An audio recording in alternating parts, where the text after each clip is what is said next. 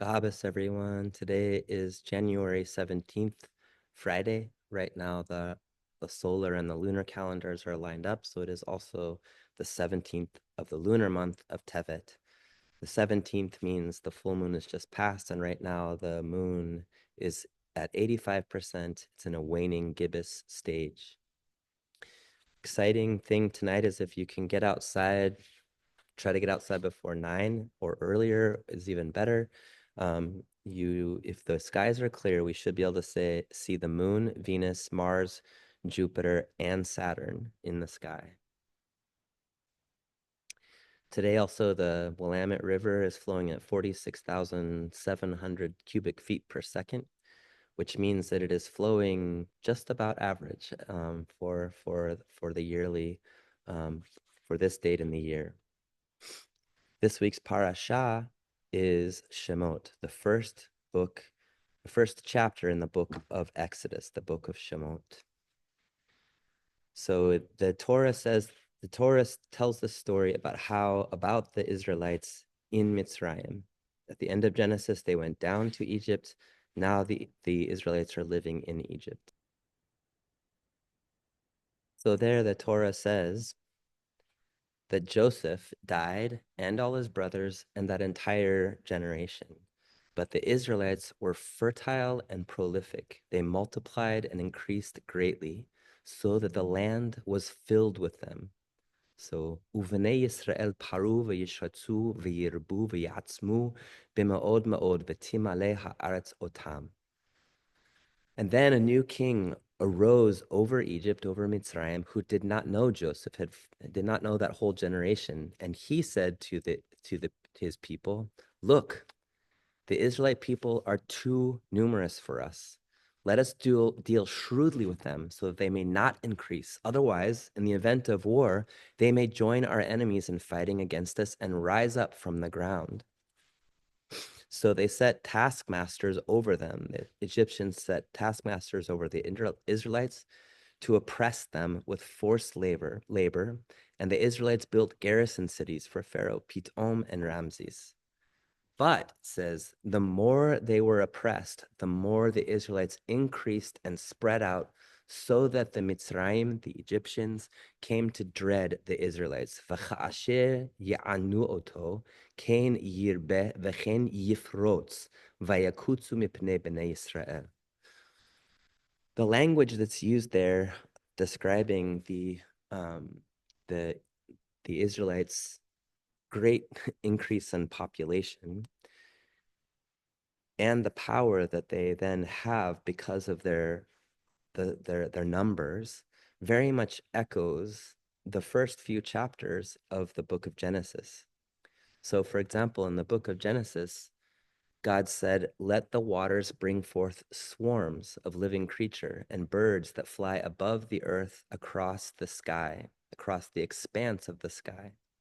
And so it uses the same verb there as describing the multiplication, the increase of population of the Israelites. It says, "Vayomer Elohim yishretzu hamayim." Same verb. By the way, the connotation here is to insects and things like that, things that are definitely not kosher, spreading out all over the earth. And then when God has created the sea creatures and the birds of the sky and great sea monsters and all the incredible life of the ocean and animals who are able to fly, God blesses the people, blesses the animals, and says to them, "Vayevarecho tam Elohim lemor, peru urevu, be fruitful and multiply, umil'u et hamayim, and fill the waters." Just almost exactly the same language as describing the Israelites filling the land of Egypt.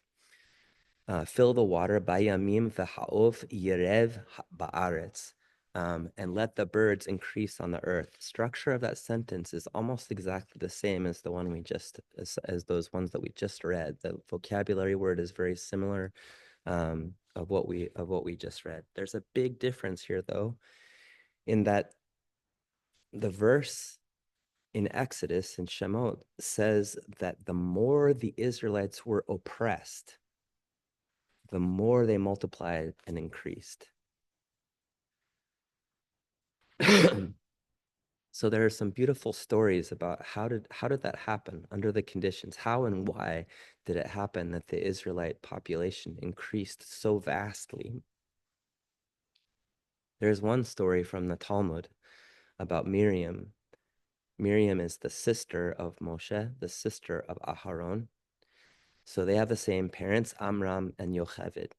Amram was the leader of the generation, and Amram was very discouraged about the oppression that the Israelites were experiencing. He was hopeless, didn't know what to do, felt it was unfair, felt it was not right to bring children into the world and into those kinds of conditions. So he created sort of a ban and a decree and said to all the Israelites, we're having a moratorium on on on pregnancy, birth, on this imperative to be fruitful and multiply.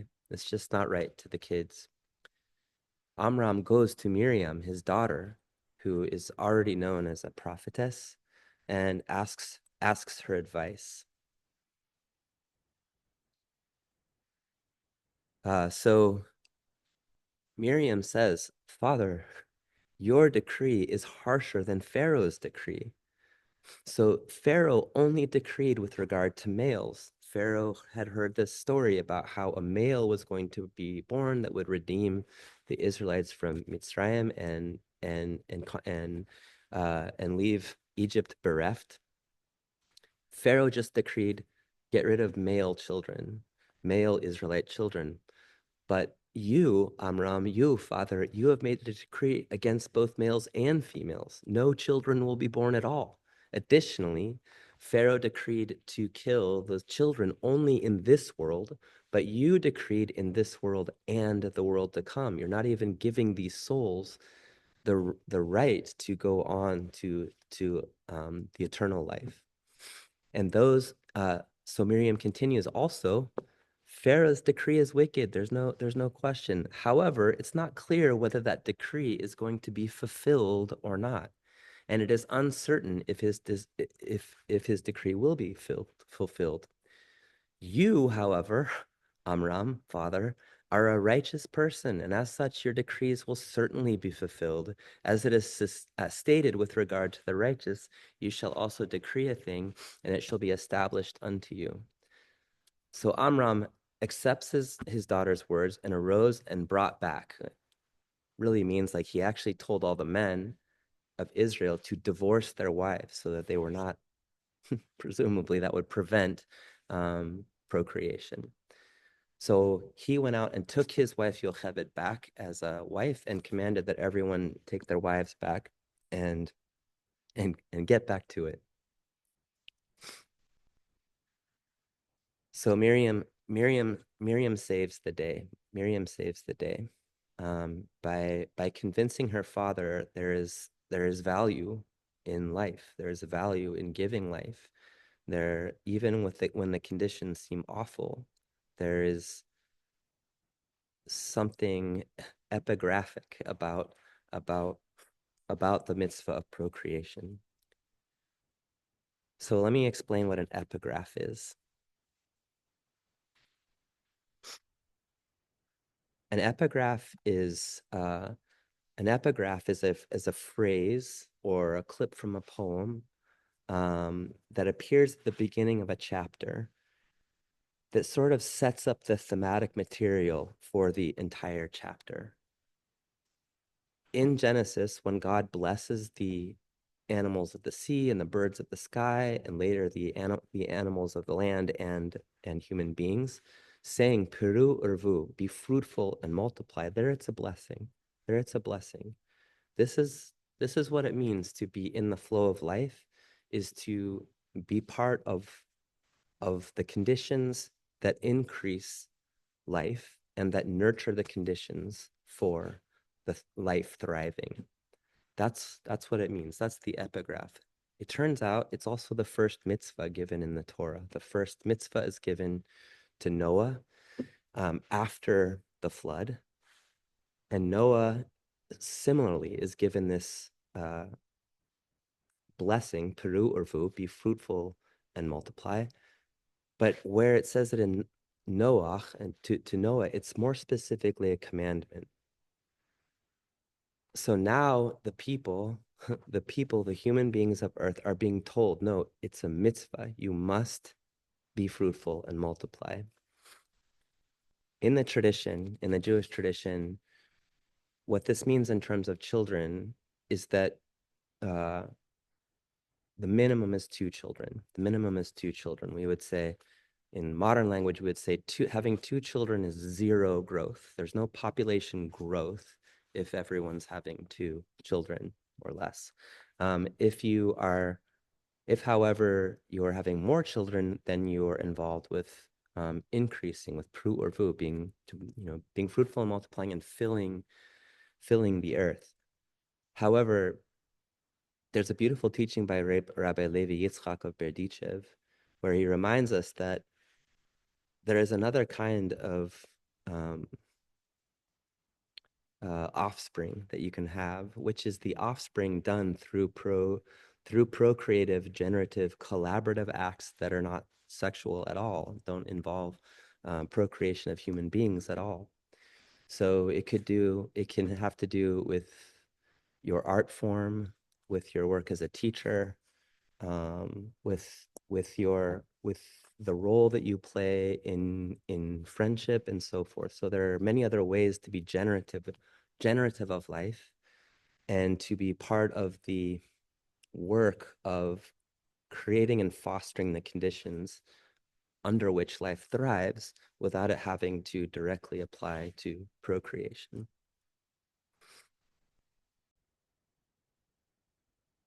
A similar story that's also found in the Talmud um, is that when the women of the Israelite women would go out to draw water from the well, Hashem would cause a kind of miracle that these tiny fish would be would fill the bucket as well as the drinking water.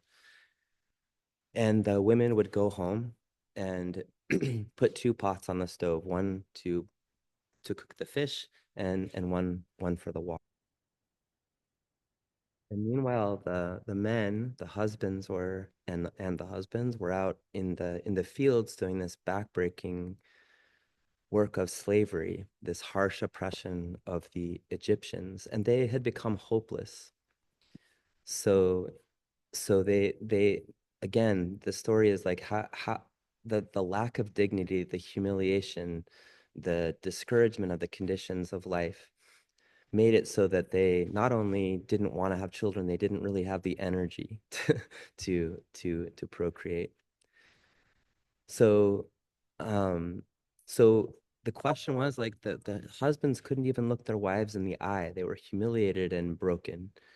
So the husband in those days was understood it was his responsibility to shelter his wife, to protect her from tyrants and oppressor, to support her, feed her, to defend her honor, to be a role model to the children. Instead, he was a lowly slave under the heel of his master.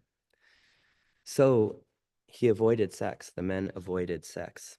So the women would then take these fish, they would cook the fish, they would carry fish and water out to the fields where their husbands were working, fish and water and other things. They would feed their husbands, and then they would actually rub their husbands down with oil, massage them with oil. And then there among the sheepfolds, the Talmud says, there among the sheepfolds, they would couple with them and procreate.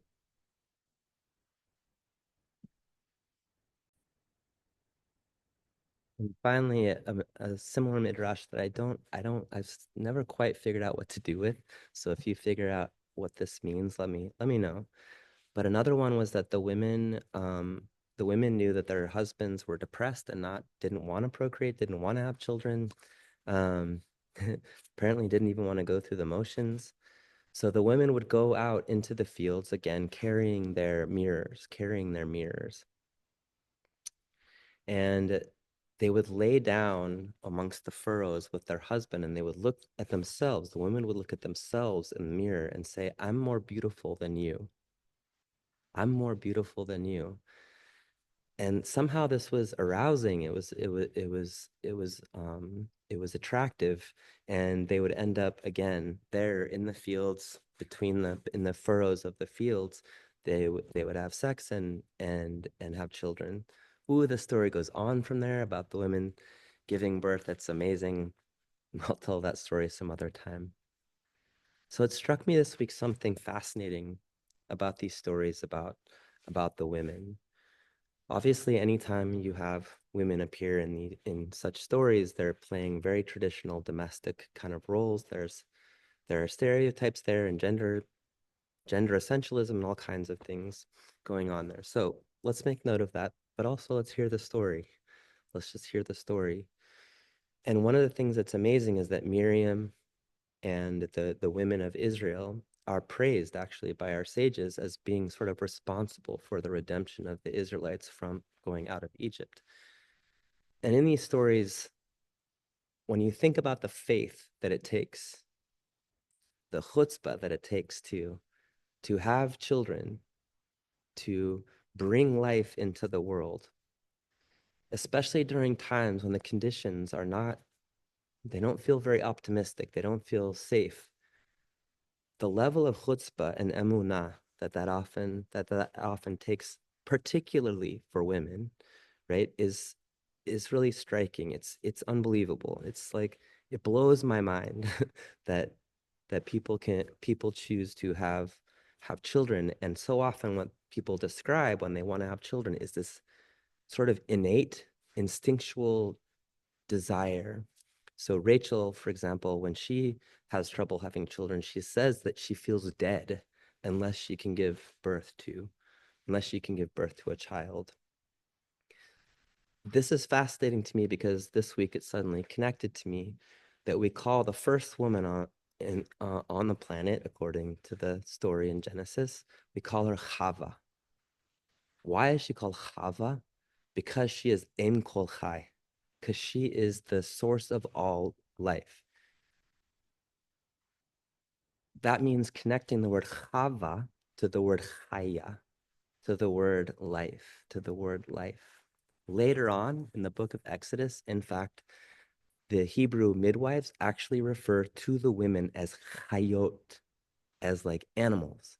But chayot comes from the word for life, as if to say there's something in the story here that is given over through the gender of female, where the females have this connection to life and to the need to create and foster the conditions which enhance life, that bring forth life, that support life. That there's something sort of in this is sort of hardwired into the female in this in this classical understanding of genders and everything, wired into the female that is connected deeply to life. The women are called chayot, animals, life animals, right? And because chayot is connected to chaya, okay? It's the sort of the plural of chaya, if you will, although never mind that. The plural of chai is chaim, like in lachaim, but whatever. So chayot means animal, comes from the word chai, but also calling Eve Chava, saying that she is Em Kol Chai, the mother of all life, is again sort of epigraphic, and it sets up this situation where then you sort of understand that the mother is the mother of all life, that the mother is somehow more deeply connected to the concern for creating and generating and maintaining the life force of the world. So good Shabbos to everyone. Shabbat Shalom. Hope to see everyone this weekend.